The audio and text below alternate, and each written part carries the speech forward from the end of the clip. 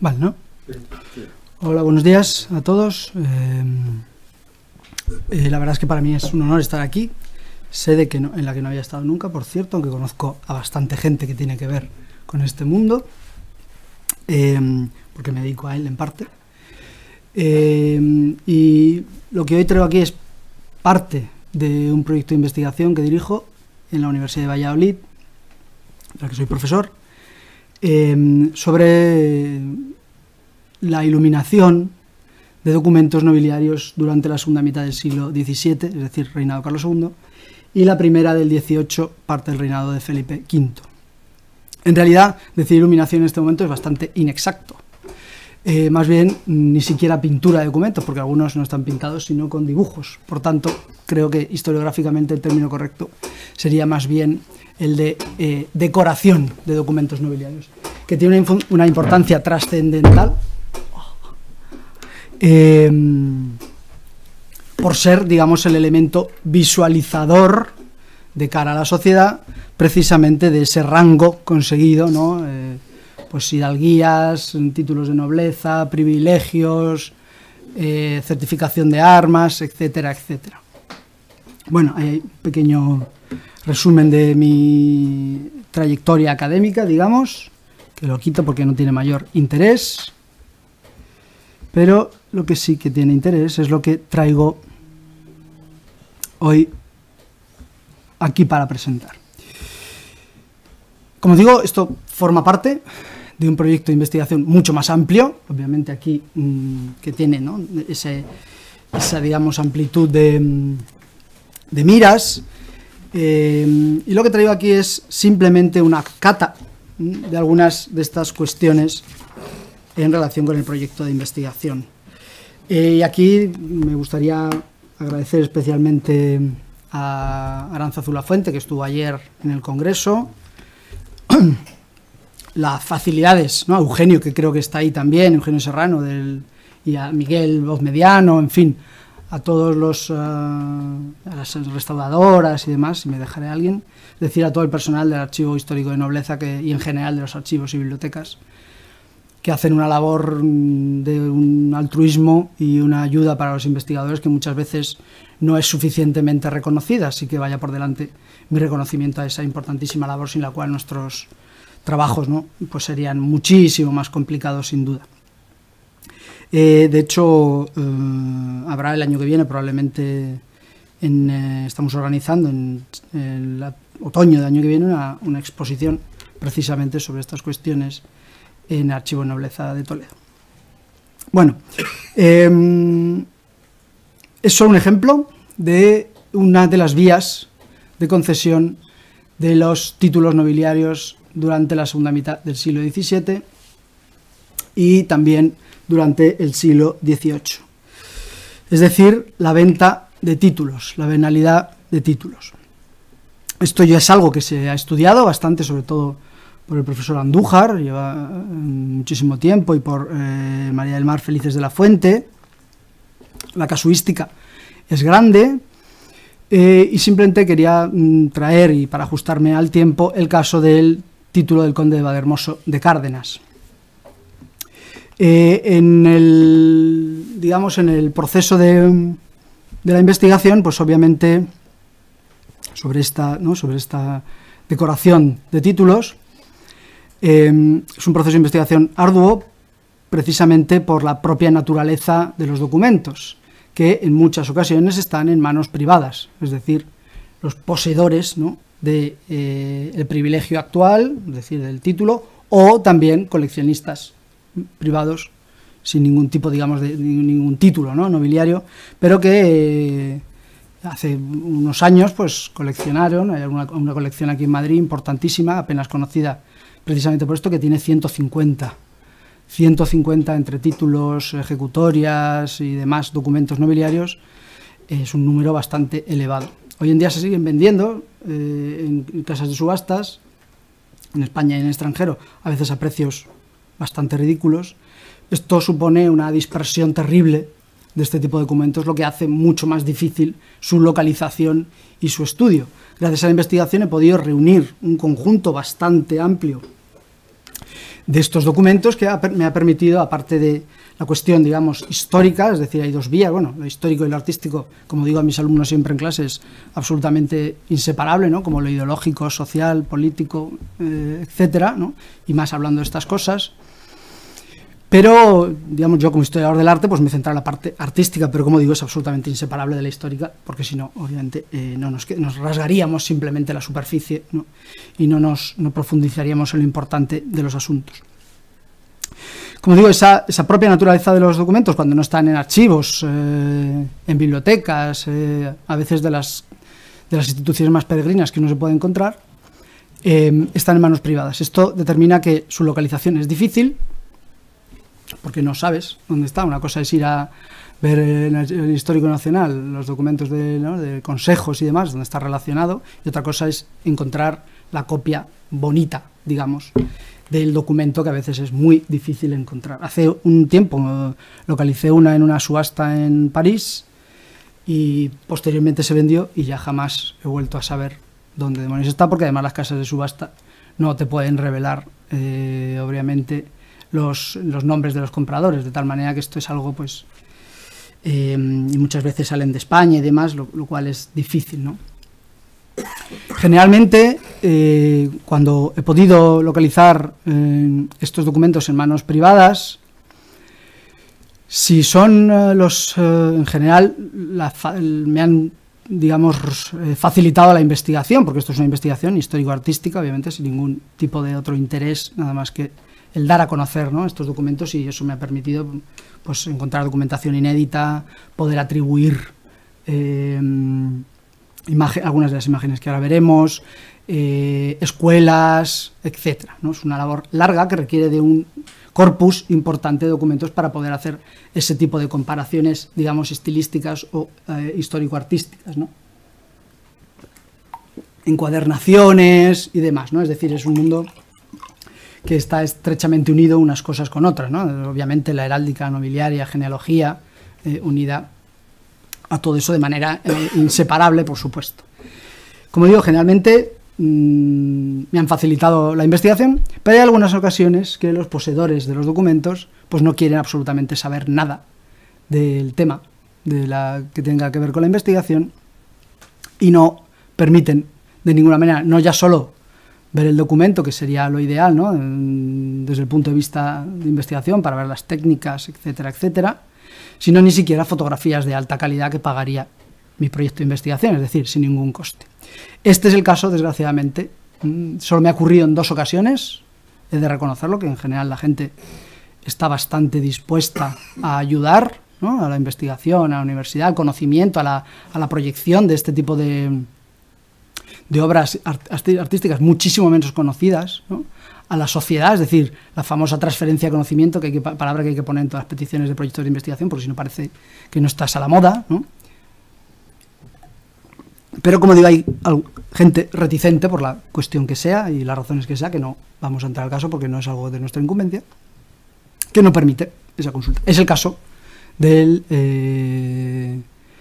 actual posesor del título de Valdehermoso de Cárdenas, que tiene el documento original, pero que bajo ningún concepto me ha permitido no solo ya no consultarlo, sino ni siquiera proporcionarme, como digo, fotografías de alta calidad con las que me hubiese contentado, ¿no? Es decir, problemas, soluciones.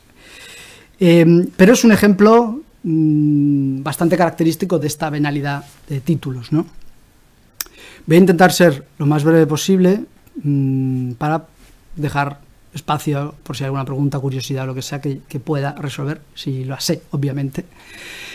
He podido localizar la documentación original de la concesión del título en el archivo de Justicia, el Ministerio de Justicia, que por cierto es un archivo también de una difícil o peculiar consulta para los investigadores. No es como Simancas, ¿no?, que las facilidades son máximas, en Nobleza, que son máximas, en Histórico Nacional, que son máximas, incluso Archivo y Palacio, que es complicado también para los investigadores, las facilidades son máximas. Pues en el Archivo del Ministerio de Justicia pues no es tan sencillo, ¿no? Parece que se da, que la presunción es de culpabilidad, ¿no?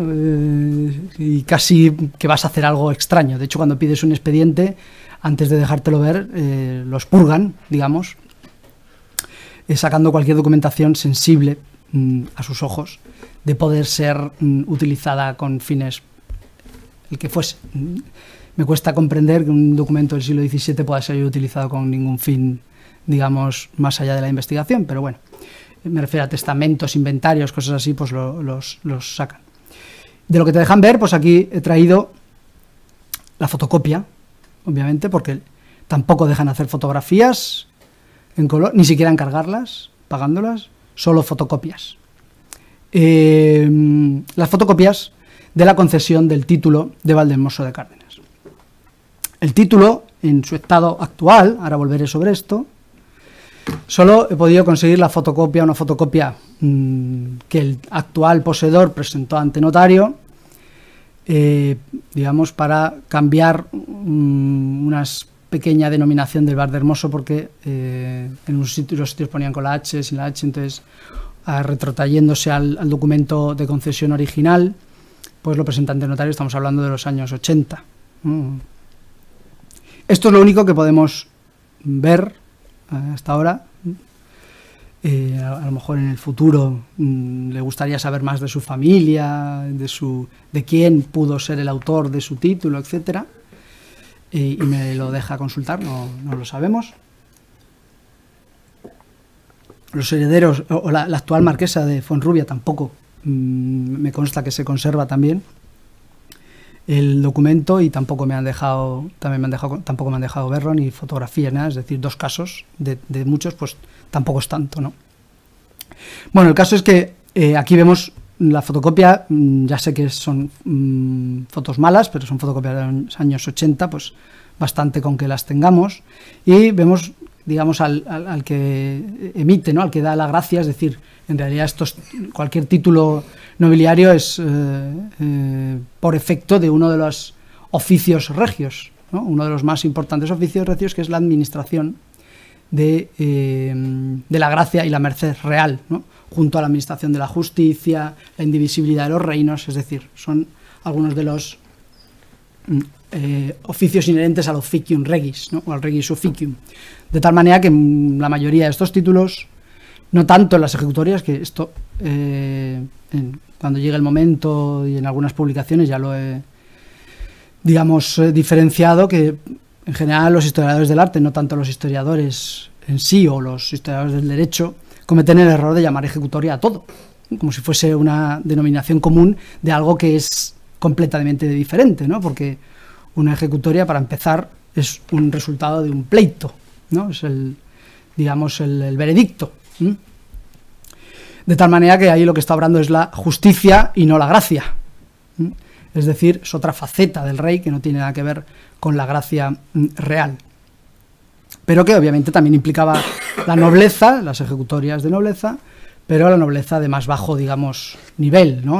Obviamente un hijo de algo pues no tiene nada que ver con un marqués, un conde, etcétera, y ya no digamos con un duque o con un grande de España. De tal manera, como digo, aquí solo me centro en concesiones de títulos, ¿no? Como digo, reflejo de la gracia regia. Aunque el título se concede en 1711 como tal, la concesión primigenia es de 1698 por el rey Carlos II.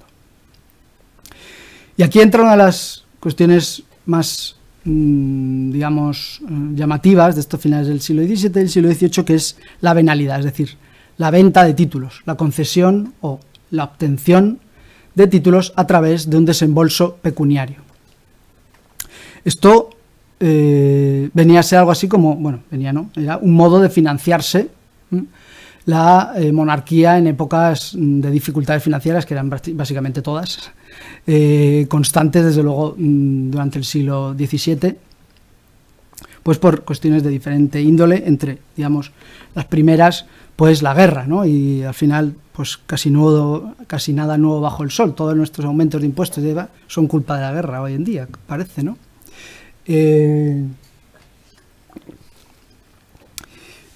Las vías de venta son muy diversas. Aquí solo vamos a detenernos en una de ellas, que es la dentro de estas posibilidades de venta, a través de instituciones religiosas. Es decir, el rey concedía un título en blanco, sin denominación, a un convento, monasterio, etcétera, que después ese convento beneficiaba, es decir, enajenaba, vendía, básicamente, a alguien que pudiese pagar el elevado costo de este tipo de mercedes, ¿no?, que estaban establecidos casi como si fuese un valor de mercado. Esta es, digamos, el mercado eclesiástico, hay otros muchos, ¿no?, pero no vamos a detenernos en ello. Y el reinado de Carlos II y sobre todo el de Carlos II es probablemente, bueno, no, sin probablemente el reinado en el que más títulos se conceden, 400 y pico, fundamentalmente marquesados, como resulta lógico, y en menor medida condados. Muchos a gente, títulos de nueva creación, en principio a personas no de origen noble, o de por lo menos de familia noble de abolengo, ¿no?, que gracias al pago de dinero pues consiguen acceder a este estamento privilegiado, con las consecuentes, digamos, consecuencias, nunca mejor dicho, que esto implicará, que es la devaluación en realidad del estamento nobiliario a finales del siglo XVII e incluso del XVIII, ¿no? Es decir, y la protesta de los nobles de familia, ¿no?, precisamente por este aumento del estamento, ¿no?, que dejaba de ser tan privilegiado. Vale. Una de las obligaciones de los reyes, sobre todo en las instituciones monásticas, era el real patronato, es decir, el mantenimiento, de alguna manera, de esas instituciones, conventos, monasterios, etc.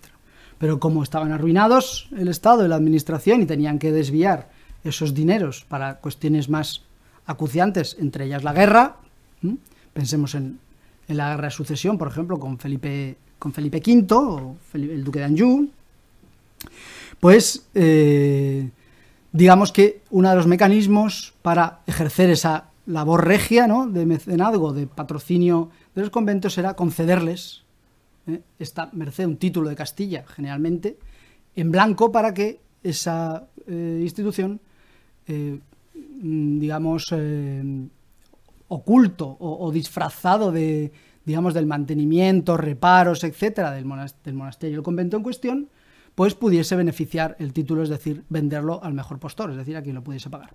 Y ya en el documento, hay veces que normalmente en la concesión del título, en el texto, digamos, de la copia que encarga el beneficiario, que no es obviamente el original, que queda en el registro de la Cámara de Castilla y demás, no vamos a entrar ahora tampoco en eso, nunca se hace referencia, como resulta lógico, a la mediación de los dineros, porque esto pues era, digamos, indecoroso, ¿no?, porque se supone que la concesión de los títulos es por servicios al rey, ¿no? Es una merced que el rey, una gracia que el rey hace a determinado personaje por haber sido un militar de alto rango que ha desempeñado su labor en el virreinato de no sé dónde, o lo que fuese, ¿no?, o los tercios de no sé cuánto, es decir, un servicio a la monarquía.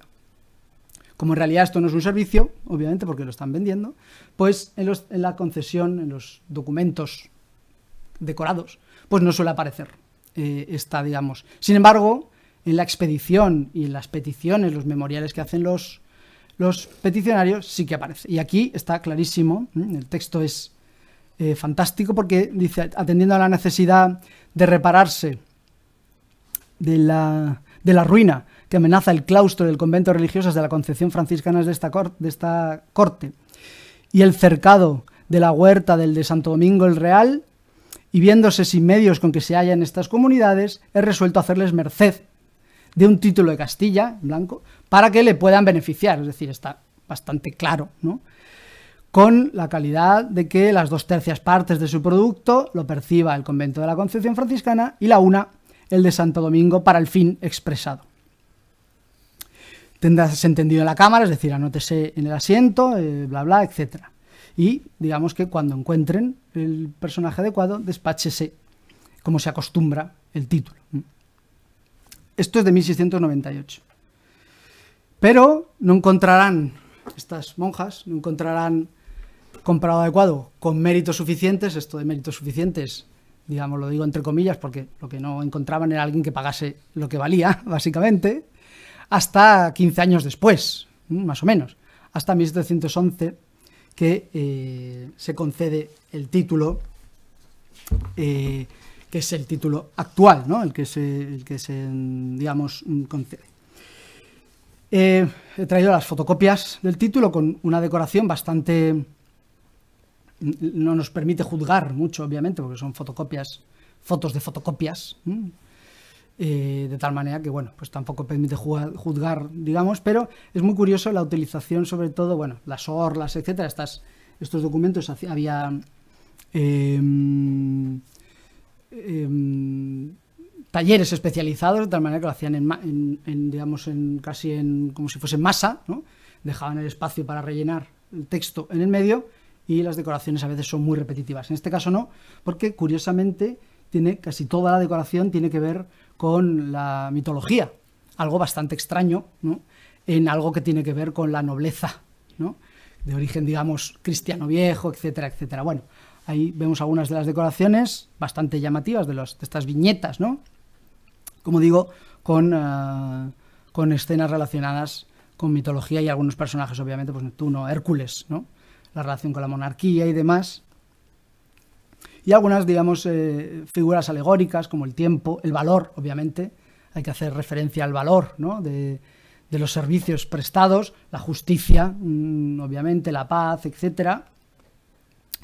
A este señor que se llamaba Valdehermoso de Cárdenas, ahí lo pueden ver, ¿no? Conde de Valdehermoso de Cárdenas, Lope de Cárdenas de Portocarrero Neira, para él y sus sucesores, sus herederos y sucesores. Para que esto fuese así había que pagar más.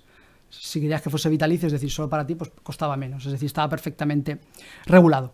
Ahí vemos el 1711, la expedición, digamos, de la célula, es decir, del documento bonito, pero la concesión es de 1698. Se publicó en la Gaceta de Madrid en 1711, ahí lo he puesto al real, obviamente eliminando cualquier referencia, ¿no? a lo, digamos, a lo dinerario, ¿no? Simplemente haciendo referencia a esas cualidades, ¿no? Alguacil mayor de la Inquisición, es decir, a las cosas buenas, a los méritos, servicios que había realizado este señor, ¿no? Lo demás se obvia. Curiosamente, como digo, el título es bastante largo. Normalmente las concesiones son mucho más cortas, pero aquí había algo que hacer, que era, y esto es clarísimo, ¿no? Excusatio non petita, accusatio manifesta.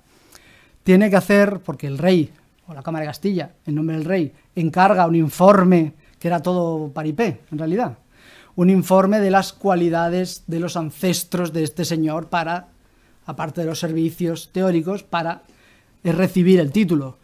Y bueno, los informes, tengo la documentación, que es muy, digamos, amplia, ¿no? Prolija, en donde van enumerando pues todos los ancestros, lo que habían sido, lo buenos que eran, lo maravilloso, la fidelidad a la monarquía y bla, bla, bla, bla, bla, bla.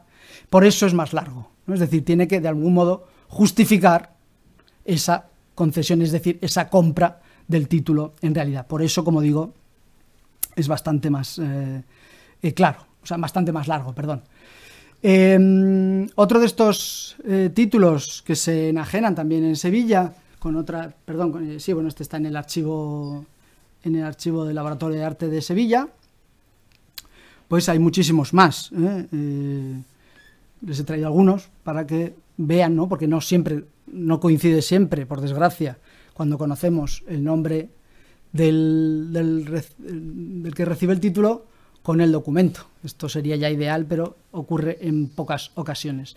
Como ven, las similitudes estilísticas son más que evidentes con otro título, ¿no? Este es la Marquesa de Arcicollar, que por tanto nos está hablando desde luego de una misma escuela, de unos mismos pintores que se están dedicando a estas cuestiones, que reportaba además unos importantes beneficios. Tendemos a pensar que los pintores solo pintan cuadros, pero pintaban lo que hiciese falta y que les pagasen. incluso banderas, revestimientos, fingimientos, etcétera, etcétera, ¿no? Pues aquello, trabajaban por dinero, al fin y al cabo. Es decir, y algunos que recuerdan de una calidad extrema, que recuerdan al que hemos visto anteriormente, o por lo menos deberían recordar al que hemos visto anteriormente. Una de las características de estas copias que encargan los receptores de estos títulos es la espectacularidad, sobre todo a partir de la segunda mitad del siglo XVII. Espectacularidad y calidad, ¿no? Porque lo que tienen que hacer es, digamos, postureo, que se dice hoy en día, es decir, hacer ver el honor conseguido y que la gente lo distinga. Es decir, esto es un lenguaje. Si no se conoce el código, ¿no? Pues receptor y transmisor no se entienden. En este caso, una sociedad del honor, ¿no? De la nobleza, pues efectivamente esto era perfectamente conocido. De tal manera que son algunos documentos de una calidad tremenda. Por ejemplo, este que está el Duque del Arco, la concesión del Duque del Arco, que está en la Biblioteca Nacional y que recuerda mucho, en realidad, con escenas también mitológicas, como digo, no habituales. Este es de finales del siglo XVII, pero como resulta lógico pensar, muchos pintores de finales del siglo XVII siguen trabajando en el siglo XVIII, bajo la dinastía que fuese, porque a ellos digamos, lo que les importaba era trabajar, ¿no? Y tener trabajo y encargos. Es interesante también estudiar, o lo que estoy haciendo es las posibles relaciones entre los nobles, ¿no? Esto es fundamental, ¿no? Entre los que reciben los títulos, porque esto era, digamos, un boca oído.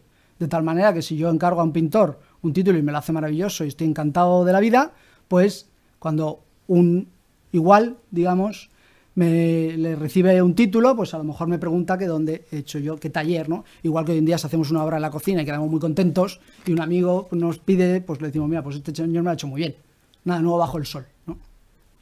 De tal manera que se establecen, digamos, obradores específicos, especializados en este tipo de cuestiones. Fundamentalmente dos he podido, digamos, identificar. Uno en la corte, en Madrid, como resulta lógico, y alrededores, ¿no?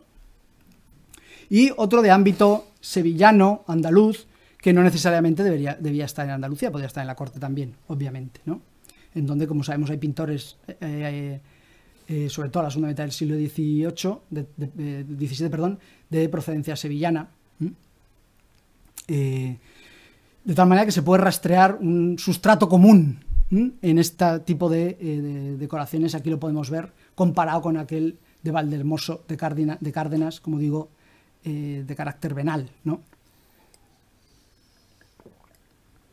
Como digo, casi todos muy espectaculares, de gran calidad y con escenas mitológicas que a veces se repiten, ¿no? Digamos, hay obviamente una cierta estandarización, como pueden ver, ¿no? Ahí en el Dafne y Apolo, que se repite en varias ocasiones, como podemos ver aquí también, ¿no? En otra concesión de un vizcondado. No voy a entrar en la eliminación de los vizcondados cuando se concede el título de marqués, ¿no? Que esto es una ley de Felipe IV, que automática, con función única y exclusivamente recaudatorio. Cuando se concedía un marquesado, automáticamente se concedía el título de vizconde. Pero se concedía y automáticamente quedaba anulado. Simplemente en el mismo acto, digamos, administrativo, simplemente se concedía para cobrar la media nata. Y cobrar, digamos, la media nata por el vizcondado y por el marquesado, ¿no? De tal manera que, bueno, esto de los aumentos de impuestos, la presión fiscal, pues tampoco es algo que se haya inventado en la actualidad, ¿no? De nuevo, fíjense, esto es otro, también en los que llama poderosamente la atención la riqueza decorativa,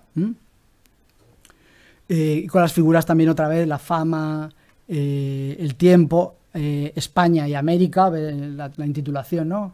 Hispaniarum et Indiarum Rex, que es muy característica, ¿no? Digamos, en la intitulatio de los reyes aparece, obviamente, rey de Castilla, de Aragón, de las Sicilias, toda la titulación de las Indias, bla, bla.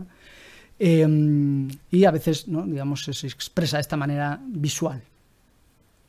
Como digo, hay muchísimos, ¿no?, que he podido ir identificando, en los que el estilo, la estética, mejor dicho, más que el estilo, resulta muy habitual, ¿no? Y hemos visto, y con esto acabo, la representación ecuestre de Felipe V, que procede obviamente de las representaciones ecuestres anteriores de los Borbones, ¿no?, y de los Austrias, es decir, es una iconografía muy habitual, pero que en documentos nobiliarios no es tan habitual, ¿no? Por ejemplo, sé que se subastó en México hace años y no he podido conseguir dónde está, ¿no? Hay algunos ejemplos bastante llamativos, como son estos de diferentes títulos y privilegios. Aquí pueden ver alguno más, ¿no? De una calidad bastante llamativa, que obviamente también tiene, digamos, sus modelos, y algunos son de los mismos pintores o grabadores que están interactuando con los pintores, ¿no? Pues hay como algunos que están firmados, sobre todo algunos grabados. Es difícil ver la autoría de los títulos porque nunca suelen estar firmados, obviamente, pero bueno, incluso más adelantado el siglo XVIII, con Matías de Irala, pues también hace este tipo, ¿no?, de grabados que podrían valer o bien para un cuadro, obviamente, o para, al final, un cuadro en pequeño, que es lo que es, ¿no? Esos documentos que a veces están realizados con técnicas, bueno, acuarela, temple, a veces solo dibujo a pluma, etcétera, y que conservamos también incluso en época de Felipe IV, es decir, según avanzamos en el tiempo. Bueno, con esto acabo. Creo haberme ajustado bastante bien al tiempo, y si hay alguna pregunta o curiosidad, pues si la sé, pues la contestaré más que encantado. Esto que has dicho que en la época de Carlos II, unos 400 títulos se concedieron, no tendrás ni idea de cuántos eran venales, ¿no? Digamos. No, eso es lo difícil, porque no sé, o sea, yo no he leído que haya un estudio pormenorizado del porcentaje de los que son venales, porque no tenemos toda la documentación.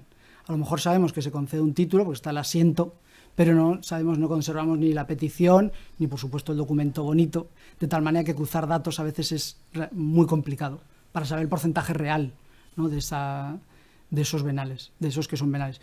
Pero, desde luego, no un porcentaje pequeño. Es decir, no es algo anecdótico, por decirlo de alguna manera, sino una práctica muy habitual, asentada. Felipe IV ya lo hacía, pero asentada especialmente